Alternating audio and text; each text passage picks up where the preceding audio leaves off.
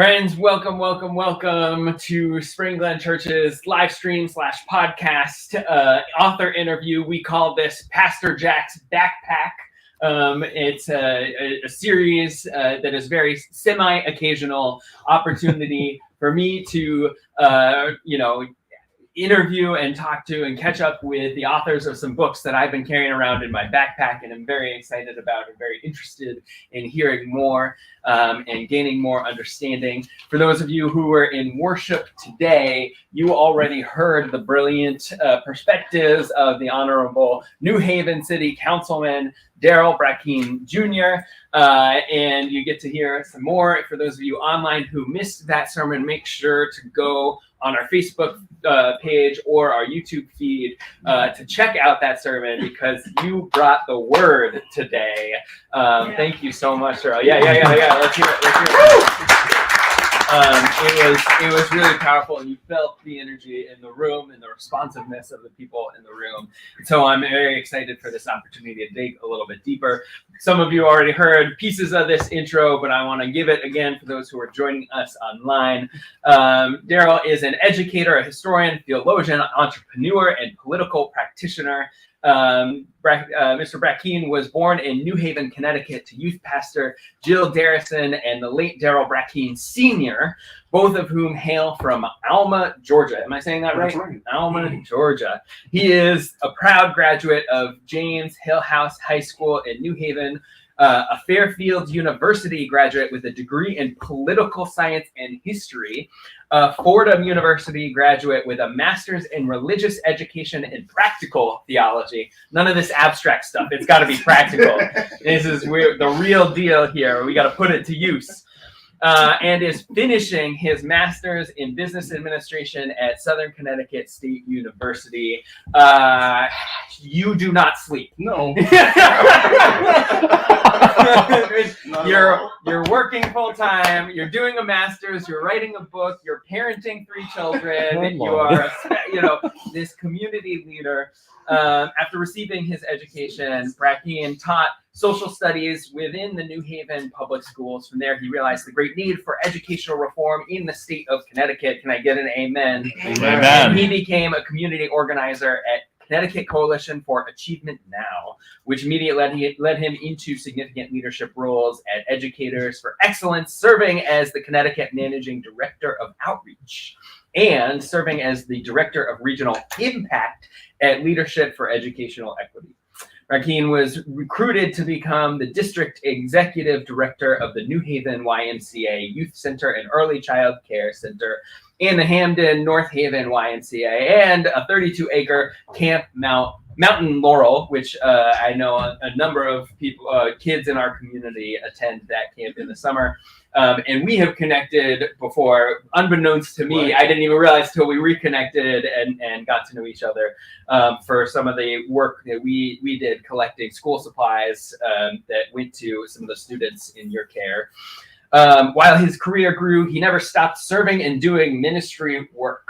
Brackeen's roots start at his childhood Church of Faith Temple Revival Center. Yes. Under the late pastor, Wilhelmina Redmond. Beautiful. There he worked as a teenager in every area of ministry. Your community leadership started at an early age, including preaching as a young adult, and we saw the fruits of that, long experience in the pulpit today. He was then called to Church on the Rock, New Haven, where he served in leadership with his mentor, the Reverend Todd Foster. P.S. I love that you gave your spiritual journey as part of your bio because, most people just do their look at me with my, degrees and my, street, look, I'm so fancy and smart, but you gave, no, the spirit is part of the work. So I greatly appreciate that. You've written a theological work entitled Teaching the Black Christian Story and the Revival of African American Religious Education Within Black Pentecostal Movement. So we might need to do a second conversation about that because that sounds fantastic. Mm-hmm. And you're an internationally in demand speaker because that work brought you to Toronto, Canada as a speaker. And you are the first African American and the youngest to serve from the west side of New Haven, which is quite an achievement on a lot of fronts. And so I am so glad to welcome you here. You are a member of the Alpha Phi Alpha fraternity, and you serve as vice president of this chapter, which again, when do you sleep, sir? And Darryl was featured in the CPTV Connecticut magazine's 40 Under 40. He was also the recipient of Greater New Haven Chamber of Commerce Millennial Move Maker Award. Millennials Unite, right there. Yes. We're not teenagers. No. We're grown adults. Everybody thinks millennials are teenagers. We are grown adults. Yeah. Also, the Black People Rocks Award, and in 2022, 100 Men of Color Award. So again, lots of achievements, as well as being the spouse to Professor Chaz Brackeen, whom my wife had also known through their work in the social work world. And you have 3 beautiful daughters who are here today in our Sunday school, and it was so lovely to host them and get to be in worship with your family. But today we are talking about this book right here, The Almost Forgotten. Who did the graphic design here? Because that is beautiful. All self-made, self-published. You did this? Yes. Holy cow. That is man of many talents. I think let's just start with, give us sort of the overview of the book and what we might find in it and who it's for and why it's written for that demographic. Sure. Well, first of all, just thank you. Mm-hmm. This is really truly an honor. I'm an introvert, kind of masquerading as an extrovert. So whenever I'm in these types of spaces to actually talk about the thoughtful work that I'm doing and believing, and even my spiritual journey, a lot of folks are not totally aware of it because I don't, not necessarily broadcasting, but this was sincerely a privilege and honor. My heart is literally outside of my body right now, and sitting in front of you. And the truth is, it actually goes back to my family roots. A few years ago, I began to do an ancestral journey of my family. Oftentimes, as African Americans, we are left with basically nothing to go by except for oral history, and sometimes that history is from the perspective of the person that's delivering it without its whole perspective. So I was on a really tough journey to find out the truth. And it was inspired by my late dad, who unfortunately passed away last year. And this was something I've been talking about for years, trying to get out. So this really does mean a lot to me. And discovering in his family lineage an individual by the name of Dempsey Coates. Dempsey Coates was a formerly enslaved individual who basically lived his entire life in a plantation in Georgia, and Lawrence County, Georgia in particular. He, at the age of 55 years old, after the Emancipation Proclamation, so 1867, was able to register to vote. And that was one of the first documents that I found with an actual mark, of course, not being able to read or write. The registrar, I believe it was James Williamson at the time, Lawrence County, 1867.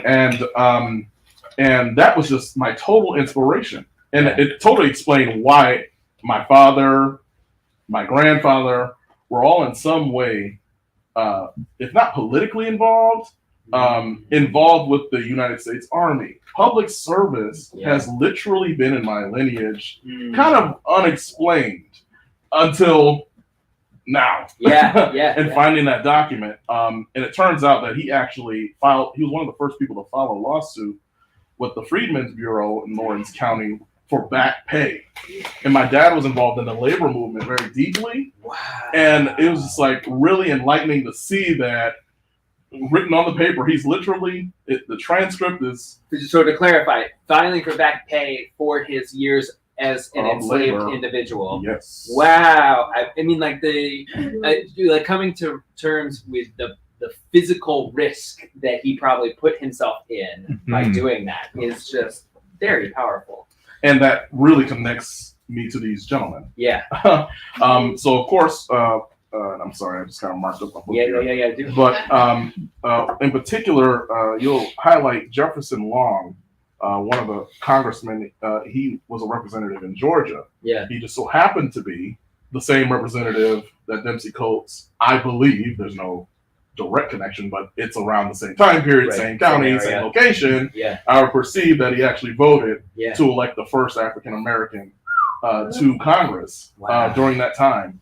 Now, of course, you should know that there were many barriers to getting to that ballot box. Right. So the journey to even there's no documentation to show that he actually was able to achieve the vote. Yeah. But clearly, Right. he knew enough about the law and the connections of it to ensure that he at least tried. Yes. Right. And I know that many of the polling places often barred the doors of the recently freed slaves at that time, or they were redirected 20 miles out from where they actually lived. And then once they got there, oh, we're closed. Or, just it sounds very familiar to what we're experiencing presently. As they say, history repeats itself. And it's clear, it's documented. And of course, I talked about my recent journey going back to Georgia to literally help potentially my family and friends and members in the recent election with Senator Warnock. Thanks to Unite Here, and I'm just this connection of being with labor on the front lines and trying to ensure they can get to the ballot box is something that they literally fought for, died for, and bled for. Yeah. And again, their names just were not remembered. Yeah. And the almost, which may not be grammatically correct, but the almost forgotten. It's poetic, whether or not it's grammatical. Yeah. It's because we're resurrecting the names now. Yeah. All right. And I know, those that are in tune with history and understand the depths of it probably knew some of these folks.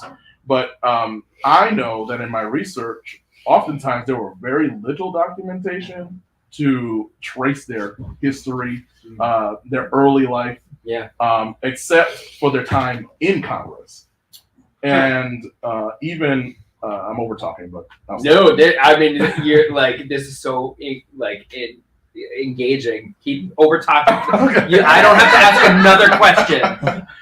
You just go. Oh, super. Okay. So you'll only find the documentation of really their life when they arrive in Congress. There's and even when they got there, they may have gotten time to say one or two sentences, and that's really the only, if even that. Maybe, right? Well, and that's one thing I appreciated in this book is each chapter is devoted to one of these 29 gentlemen. There are many more. Yes. But I've only highlighted, I believe, 19. 19 of them, right. But each chapter starts with a quote from them. Yes. And I love that you have centered their actual words in that was really tough. Yeah. Tracking down actual quotes. I actually had to reach out to some family members who may have had obituaries and testimonials. It was not an easy feat. And to ensure that they were accurately quoted was also questionable. Yes. Which is why I'm super open to feedback, and I left my personal information here in case something needs to be changed or updated because of the perspective not being fully presented. It was really an interesting adventure piecing all of this together. And part of why you pieced this together, so it's very easy to read because you specifically wrote it to be consumed by students. That's right. Correct? That's right. And so what inspires you to write this for young teenagers? Yeah, I'm a teacher. Yeah. I'm teaching history. This pandemic has kind of changed my life in many ways, in the point of actually being back in the classroom after 10 years of not teaching history and coming back to certain classrooms that have textbooks that are 20 years old. I literally left the district 10 years ago to find old textbooks still presently in the classroom. It's like, are we serious? Yeah. And of course, as an educator, any educator knows you have to fill in the gaps. Right. There's just, so you can't always depend on what's given to you. So I often try to dig deep and dive for information to make things relevant. Now, something that's even more highlighted for me is that I teach in a majority minority ethnically district, that often the materials are not reflective of their experience. So there was a huge disconnect, and there's always questions of, well, where am I in this story? And oftentimes people relegate the students to behavioral issues for medical things, and the truth is they don't see themselves, they don't find themselves in the classrooms presently. So how do we highlight and introduce curriculum and materials, stories, so that there can be a more connection, even in, I was going to say, divine connection, because for me, connecting to ancestors is absolutely vital to the lifeblood of the work moving forward. And clearly, through the lineage of my family of service, education, working with labor, it's clearly present even amongst us today. Well, and I think that highlights one of the important connections in things we can take away and learn from this text for our current present, right? You know, some people say, why are you digging up stuff from the 1800s?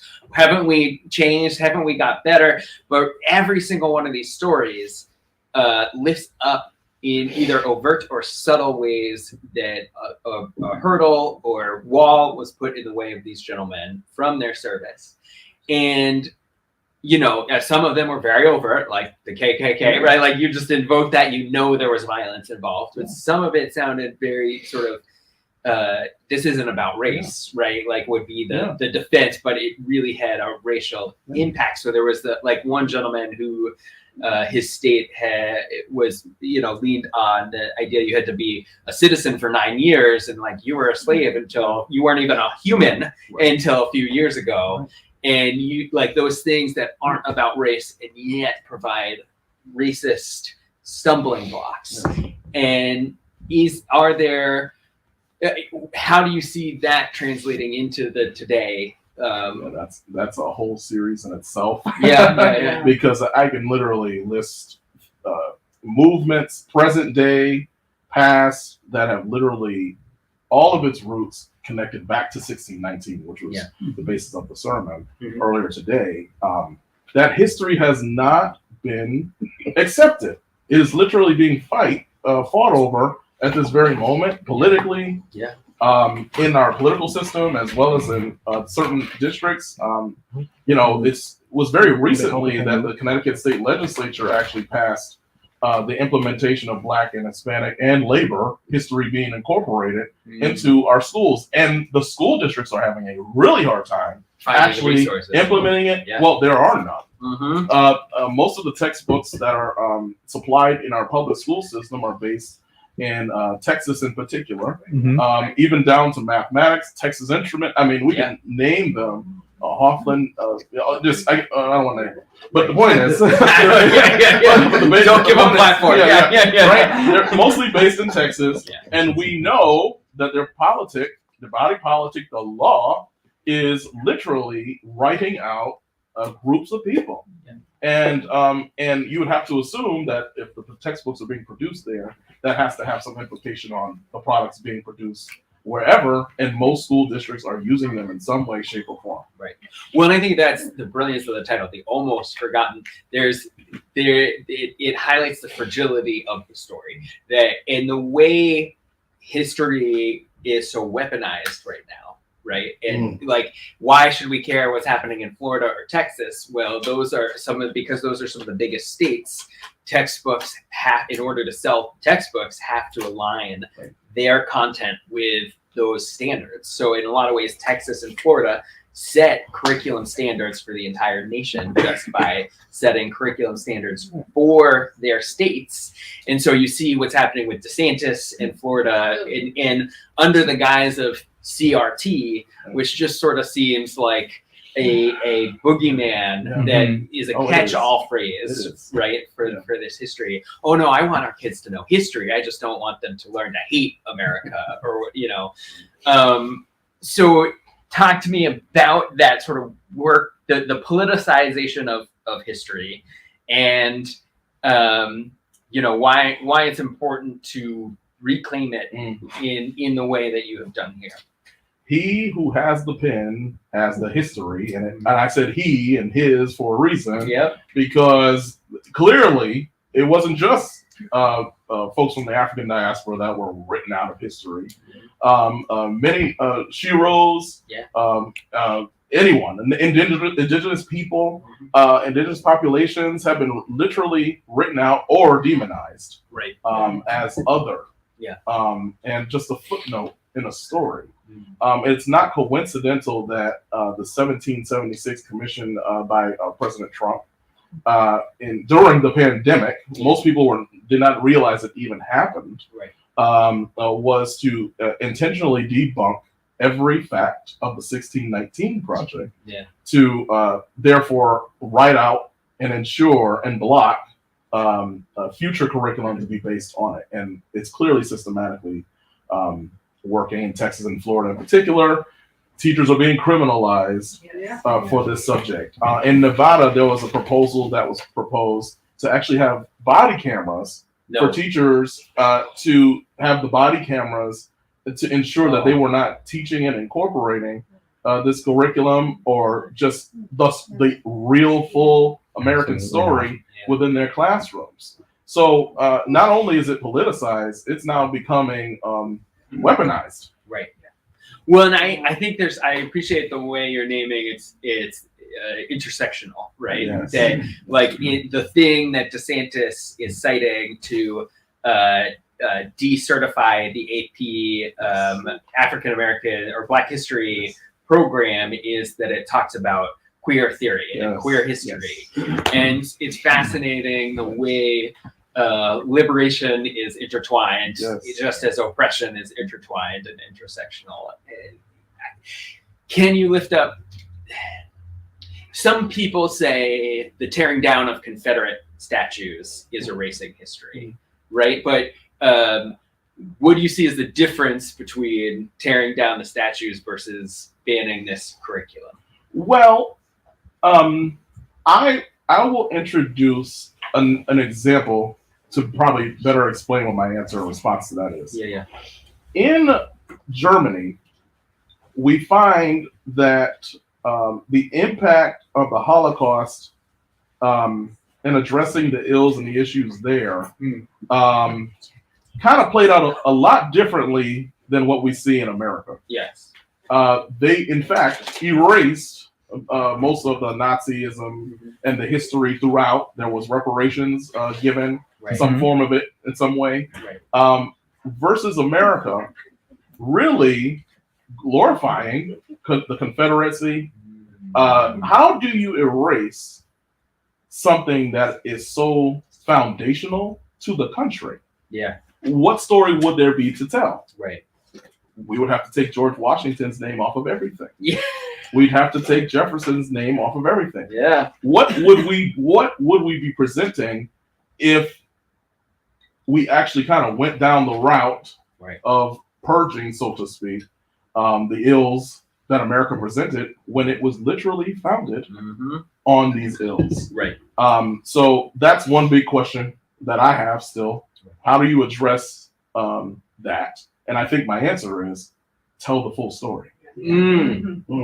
Say their names. Yeah. Well, and there's a difference too, I think, between, in Germany, there's little plaques, and there's ways of preserving the history in a way of almost like a confession, right? Like we have to lift up that this is part of who we are and the danger of who we are, as opposed to the glorifying, as you put it, right? Like putting Confederate generals on horses, right? With it was an intentional act to erase history, right? A weaponization of history that's been going on. It's not just now, it's been since the Civil War and since before that, right? Intentional efforts to reframe the narrative. And I have to add, since we're on the subject of Texas that we mentioned earlier, it's very interesting that when Texas seceded from Mexico, that one of the founding principles was surrounding protecting enslavement. But also we find that in the lynching history of America, that there were Mexicans that were also lynched. throughout America as well. And of course, you'll see unknown, but you'll see a reference to their ethnicity. Yeah. And many of those happen in the state of Texas. Wow. So even in this individual state's history, there is an even stronger defense of denying the foundational values that this country has been founded on. Well, so then let's reclaim that history. There's I feel like now that I know this book, I almost want to use it as like a daily devotional for a month. There's focus on one of these individuals a day kind of thing. Like I feel like there's something powerful about the way you've structured these stories and made them so easy to digest. Of the individuals in your book, is there one or two that you would sort of claim as a role model for your community leadership, for the way you approach the world? That was a tough question. Yeah. Because all of them have radically approached their work of engaging this work of justice and reclaiming really their time. Maxine Waters, that was just a beautiful quote. Yeah. Although it was parliamentary rule, reclaiming their time. Yeah. And they had to be brave and bold to even take these steps. Yeah. And, this book could have been a lot larger if I had decided to detail what the hurdles they experienced in order to even be put on the ballot. Yeah. Like there were hurdles to even be named. Due to the radical Republican Party, not the present one. Yeah. It is radical, but not in a good way. Yeah. Right. Back when the Republicans the were original radical, the progressive, right. Radical Republicans proposed several pieces of legislation to ensure that liberation continued. Yeah. And again, there was just a huge backlash. Yeah. So for me, in terms of favorites, they all are, and I'll name two though, who distinctly kind of stand out in my mind now.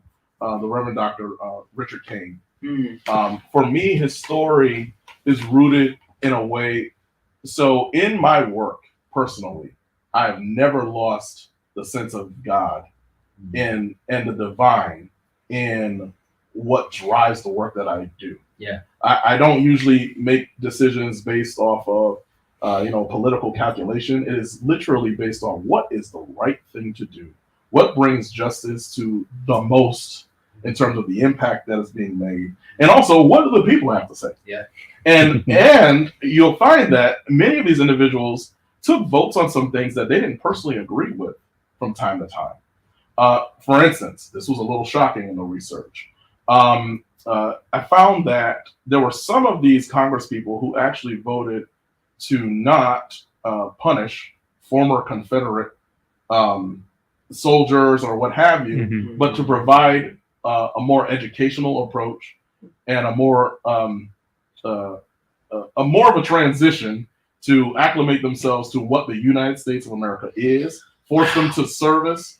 And I know this was not what they wanted to do, but if they were going to actually be reelected and elected, they had to take the feedback of, yes, actually it was economically poor Confederate folks who actually still needed representation too. That is the rawest form of democracy, ensuring that you make the greatest impact for the most people, depending on your district. And Richard Kane actually represented a district that was not totally minority led. So he had to walk a line. John Lynch is another. They had to walk a line that was very tactful and ensuring that they can actually secure their reelection. So there's the politics, and then there's the justice, and how do you interweave the needs of the folks you're actually representing? Well, and this is so fascinating for me on a lot of levels. Just the complex layers there. But some of the reading I've done in recent years too about we talked about weaponization of history, but also the weaponization of forgiveness in the way that the public narrative forces Black people to be so quick to forgive us, right? Like we in the church often preach turn the other cheek, but that is like a level of turn the other cheek. That, like, to vote on your former enslaver and to have to offer them mercy without accountability, right? Like, and that is just so like hits me in the gut a little bit, like that idea of here I have found freedom and yet I'm not free to vote my conscience. So I'm so glad you raised this. Richard Kane was a bishop within the American Methodist Episcopal Church, and he was he brought back Emmanuel AME. Yeah. So Mother Emmanuel. Yeah. Where the shooting was that no. Yes, there was a shooting. Yes, that was where Dylan was. Yes. Yeah, my brain just froze. And actually, the reason why I said he brought it back was because it was actually attacked, torn down, burned during a time period in which they were not really happy about African Americans setting up churches on their own during that time. So he was sent down to South Carolina to resurrect it, and he built it to a magnitude in which actually present day church still carries. Yeah. It's been attacked, but in many ways, including the most recent the nine correct, including its pastor. So this level of forgiveness and having to walk the line is kind of rooted in the need to know that, look, we're not fully citizens either. And they knew that. And they knew that they were in a most sensitive time moment. So there was also this sense of having to show that we were human. Yeah. A level of civility. We can do that. We can do this too if we're given, and this is evidence. So they were really trying to build a case to ensure that the new freedoms that they just got, and not freedoms for everyone, it was actually just black men.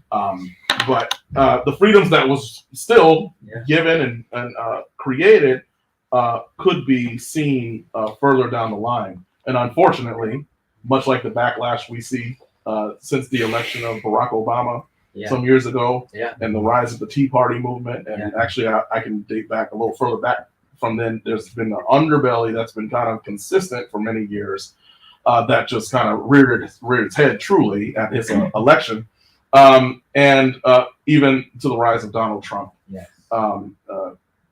That same underbelly is very much connected, going all the way back to 1619. Well, there's a clear, I feel like, thematic connection again between our current moment and the era you're writing about, right? That this era of Reconstruction where you move towards liberation and immediately followed by the pendulum swinging back the other way with Jim Crow era. And this, was the most diverse era of our Congress. And even since then, right? Our representation does not really represent the diversity of our country. And so, I want to give space for the second individual that because you said one, and then you said there were two. Yeah. John Lynch. So for me, this actually was about a generational change. So John Lynch was actually one of the youngest people to be elected during this time frame. He actually was so engaged in his youth that he was given kind of honorary positions at the state constitutional convention for the state that he represented. And it was when he became of age that he was actually able to successfully get into the state house and then eventually run for Congress. Everyone loved him. He had a personality that really, he was humble. Yeah. And he understood the work, and whatever anyone told him to do, he went and did that. And that kind of was like a similar upbringing for me. It was like, hey, look, we need you to fold 1,000 of these programs for the next rally we're holding. Go do that. And it's like, okay, all right, but I'm helping the cause. This is something I care about. So wherever the work was needed and wherever the help was done, you found John Lynch to be present. And his youth, and he kind of demonstrated what that looks like to respect those that have been in the fight a long time. You may have the passion, you may have the fire, you may even have the smarts, but honoring history and those that are before you and serving in order to kind of move the ball forward was something that really connected to me in my experience. Well, and I appreciate that so much because often if we even do teach about Black history. It's the I have a dream moment. It's the big glory moment. It's like, oh, there was racism, and then Martin Luther King Jr. said some pretty words, and racism was over, right? But the amount of behind the scenes, unglamorous, right, work that went into that moment in history, the organizing work of Bayard Rustin and the women who were behind the scenes getting stuff done, and it wasn't just showing up for this one rally, it was showing up day after day and printing and folding bulletins and knocking on doors, and I'm really glad you lifted that up, because I think that's a really important thing for us to. Sometimes it can feel so. The weight of racism in this current moment where it feels like the pendulum is swinging backwards. Sometimes it can feel so overwhelming, and the work feels so minuscule and so mundane. I have to insert hope here. Yes, please. Because that's also the tradition of these men. Yeah. It's not a majority.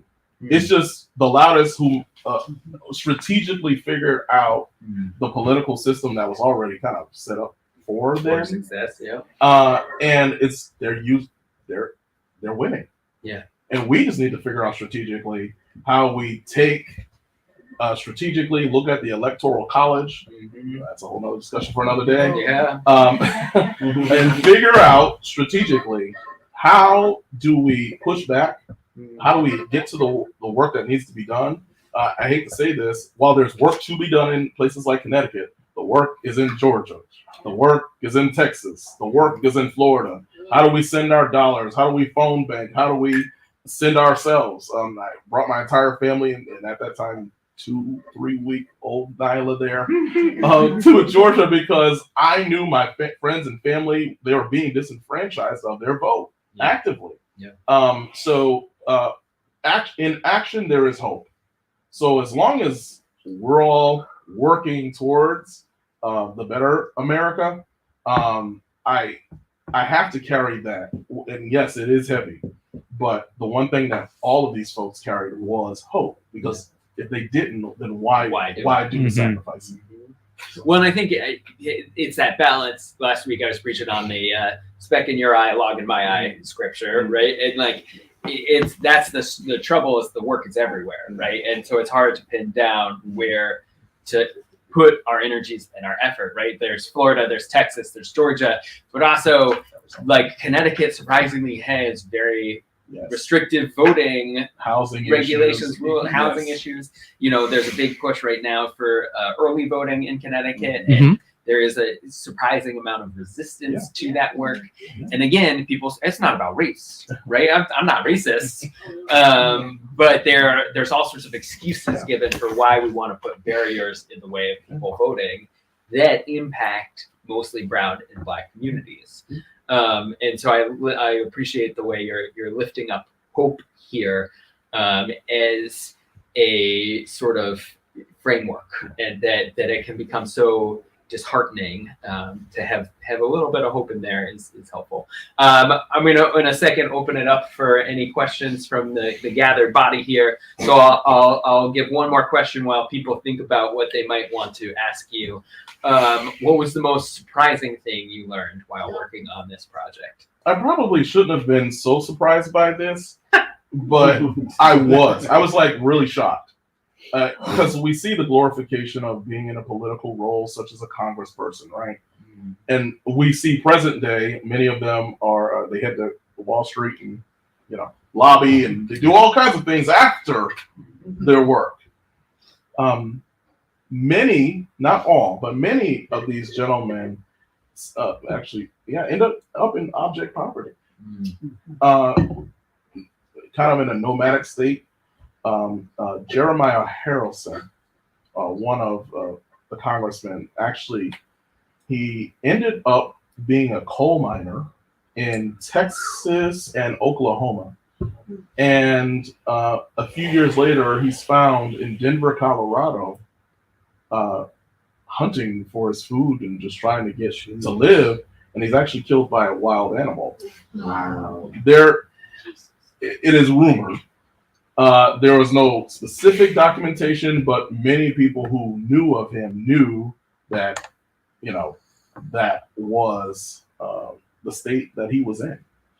Brilliant gentleman, went to the pinnacle of politics to be subjected to poverty and the ultimate untimeliness of his death.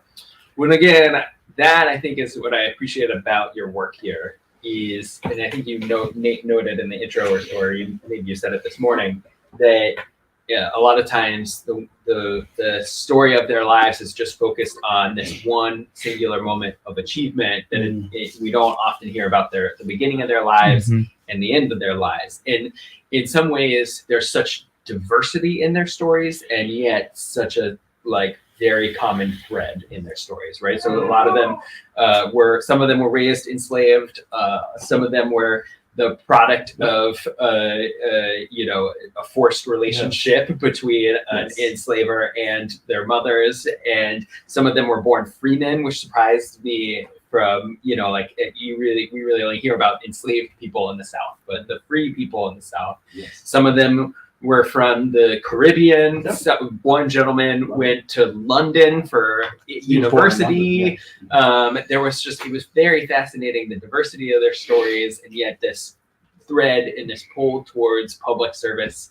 A lot of them were ministers, and also the barber, and also the tailor, and also the farmer, right? They just had these very complex, diverse lives. Most of them were educators. Yes, exactly. And then they, so many of them, have that kind of story you just lifted up, where they died of what we might consider natural causes, and yet not natural at all. It really highlights the stress on the body and the soul that they put so much of themselves at risk for this moment. Yes. And actually, I in some cases name what the health issue was. Yeah.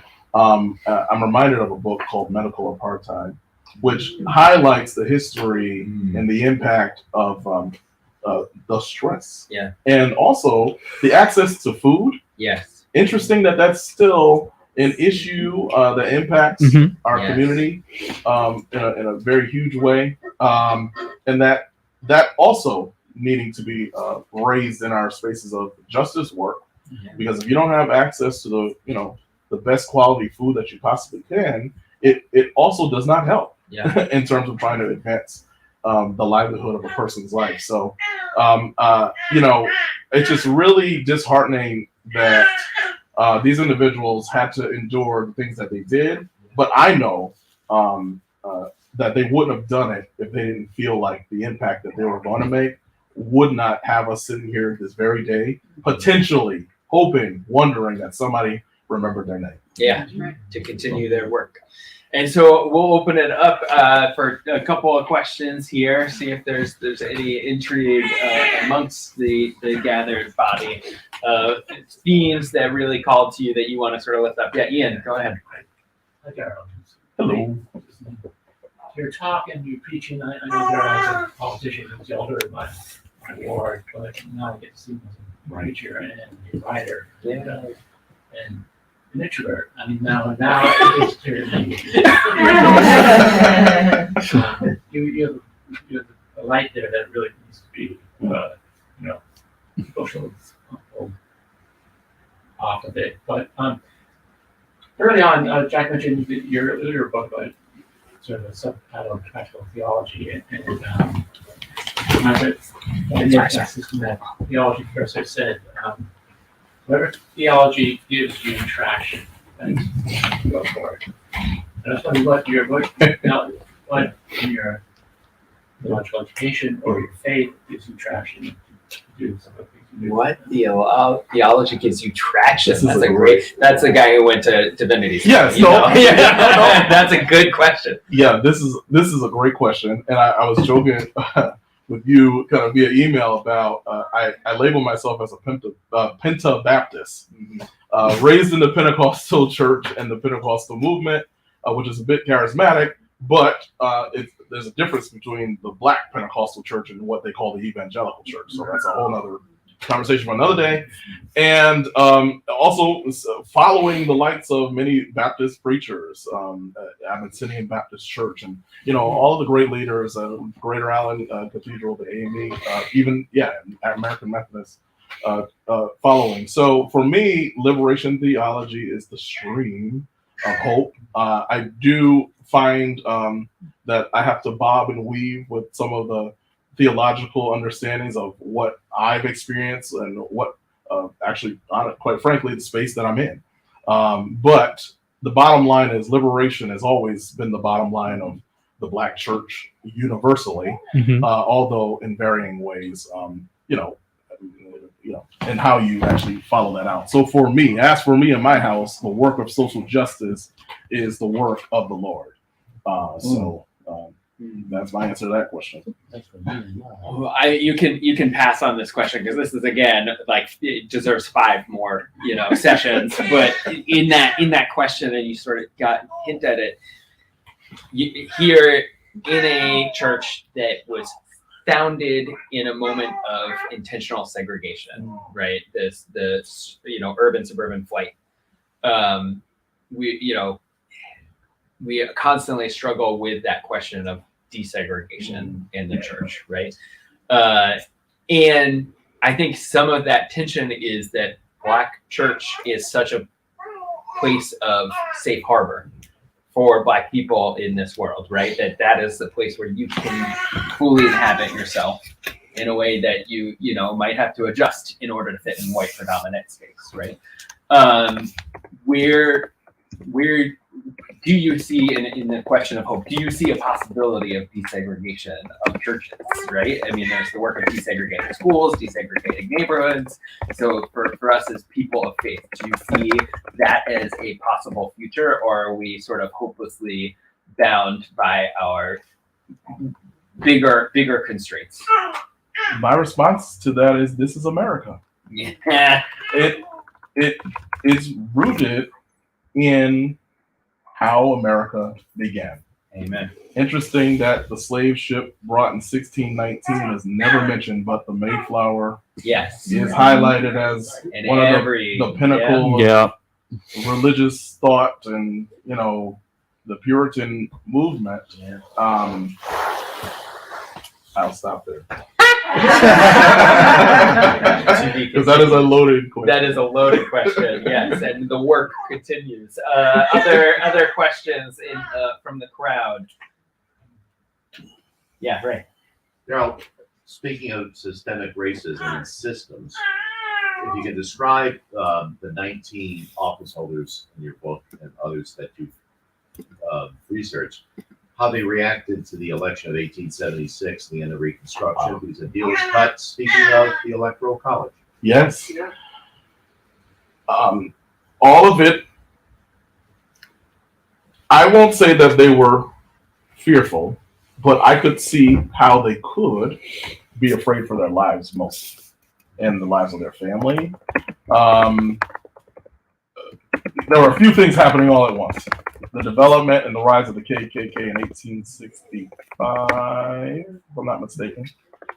Then the insurrectionist wing of the Southern Democratic Party, and all of their actions kind of being surrounded around fear. They were using, and lynching tactics and so on. So I knew that, well, let's put it this way.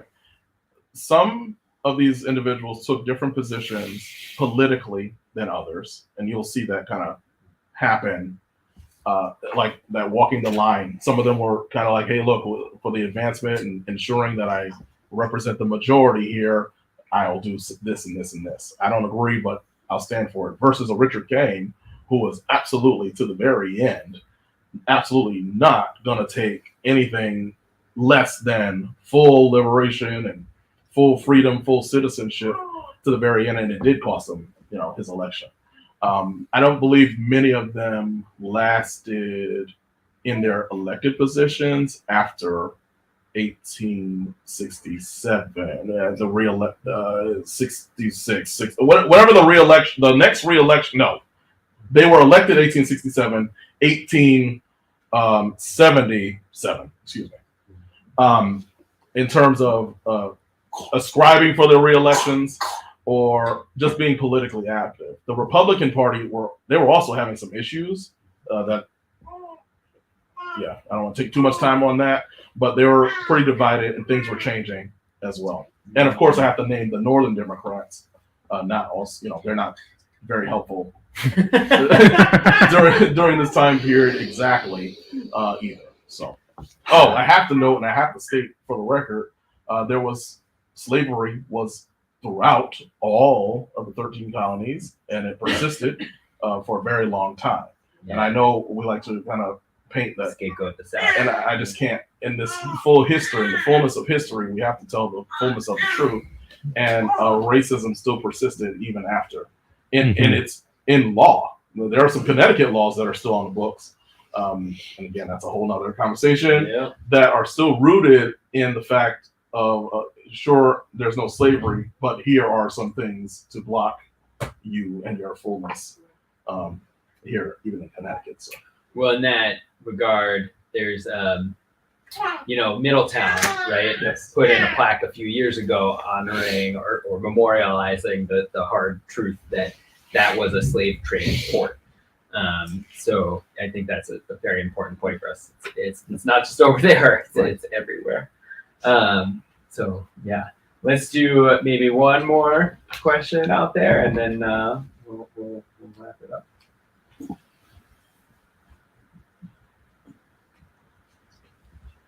Yeah. We have a question from the chat. Oh, yes, please.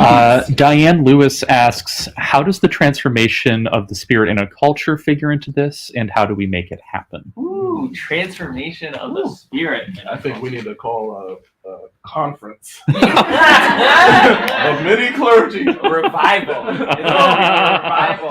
I cannot say I have the total answer to a very important question. Huge question. No, I think I'm mildly serious about. I think it's probably long past time to have that very discussion, so that we can come to some sort, and whatever spaces we're in, because we're not going to totally address the whole United States, but even here locally in Connecticut, crossing the boundaries and the barriers that we kind of referenced a little earlier to answer that question. I don't have that answer. Yeah, and I think that is it's an ongoing debate often about do you achieve change through politics or through church or through faith or through education, and it's probably a little bit of a yes and all of the above. Yeah. Which I think is a good place for us to wrap up our conversation for today. But obviously, there's a lot more conversation to be had. For those who are in person, we've got a stack of books. If you would like to purchase it. For those online, you can purchase the book on Amazon. I know I read it on my phone through the Kindle app, and it's a great change up rather than doom scrolling Twitter to scroll through your brilliant history. Thank you, Darryl, for being here today. Thank you all.